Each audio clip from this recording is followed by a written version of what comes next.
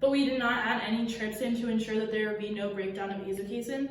And our negative control shows us that other reactions did indeed happen, and like protein digestion did occur in all of our other pHs. We repeated each reaction of each pH and negative control, which the negative control was at a pH of 9, 3 times to identify outliers, measure variability, and get more accurate averages. Then for our results, we found in each of our trials, we found that from a pH of 8 to a pH of 9, there was an increase of about 12% based on our t-test, and from a pH of 9 to a pH of 10, there was a decrease of about 18%, and from a pH of 9 to a negative control, there was a decrease of about 70%. So this showed us that there was like statistical significance, and that the highest rate of absorption did happen at a pH of 9.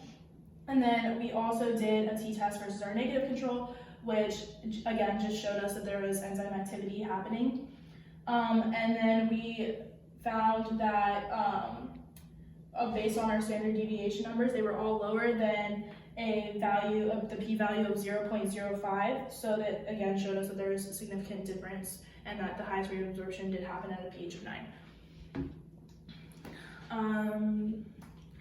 The results were consistent with our hypothesis, and based on the t-test, the numbers of our experiment were all below the p-value of 0.5, which shows that our results are adequate. The results support the hypothesis because the highest rate of absorbance happened at a pH of 9, as seen through our t-test versus 9. The pH of 8 had 12% less absorbance, and a pH of 10 had 18% less absorbance. So therefore, the optimum pH for enzyme activity of trypsin is 9. For this experiment, we had our negative control at a pH of 9 instead of a pH of 8, and still did not see any enzyme activity. The other lab groups found that the optimum temperatures for enzyme activity were 43 degrees Celsius and 52 degrees Celsius, and a salinity of 0.3 molar NaCl and 0.15 molar NaCl.